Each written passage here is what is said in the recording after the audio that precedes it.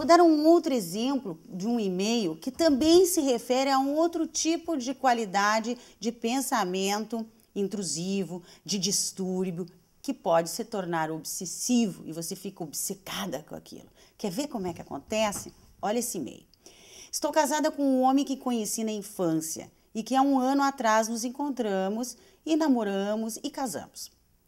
Ouvi preconceitos de ex-namoradas, mas insisti, pois apostei em conhecê-lo ao invés de acreditar em comentários alheios. Mudei de cidade, de vida, mas sigo com dificuldades de viver de maneira segura e confiante.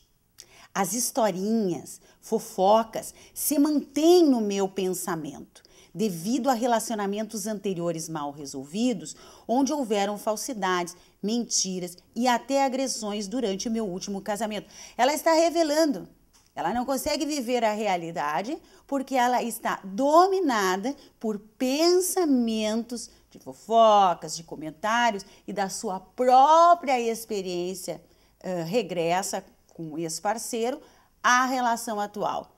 Isso se configura um pensamento mal digerido, uma experiência mal digerida, que vai produzir esses pensamentos que ficam se repetindo e se repetindo. A minha maior dúvida é como, de que maneira viver com os holofotes voltados a mim, ao meu crescimento e à minha evolução pessoal, sem estar permanentemente insegura e desconfiada. Que isso é uma maravilha, não é verdade? Quando nós mantemos o nosso holofote voltado para a nossa evolução, para o nosso momento. Isso é o que todo mundo quer. Muitas vezes esses pensamentos nos impedem, como o exemplo desta pessoa. Quero me livrar do medo de ser enganada, magoada por uma pessoa que não me dá claramente motivos para tal.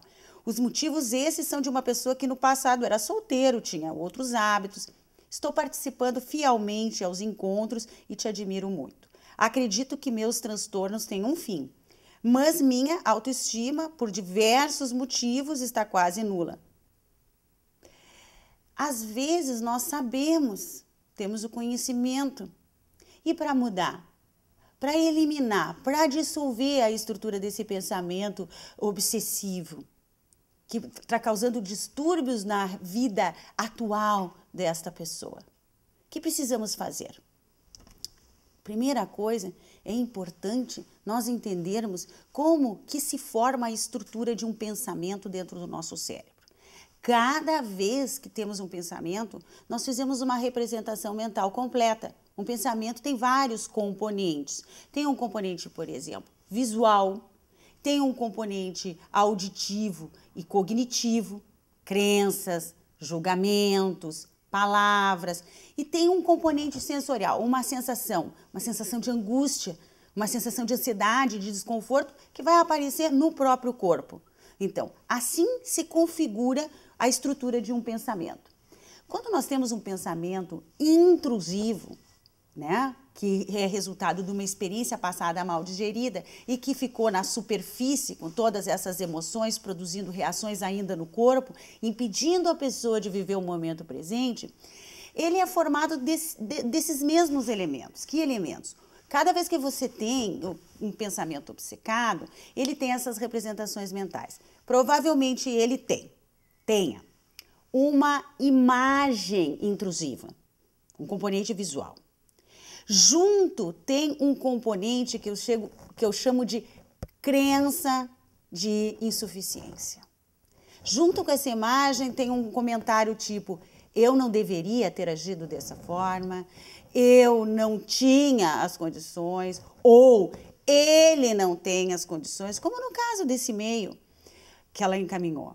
Provavelmente, junto com essa imagem que produz esse pensamento, vem crenças de que eu não sou boa o bastante, ou ele não é bom o bastante para se manter nesta relação. Então, tem crenças que se mantêm, e essas crenças são geralmente negativas, de insuficiência.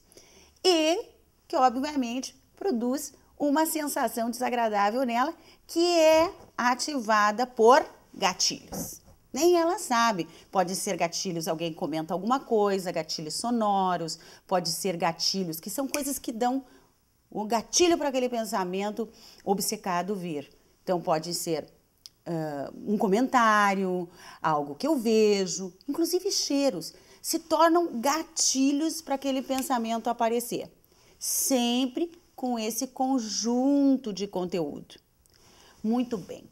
Como podemos trabalhar especificamente isso? Aí vem o terceiro e-mail, muito parecido, que eu vou, então, responder, concluindo. O que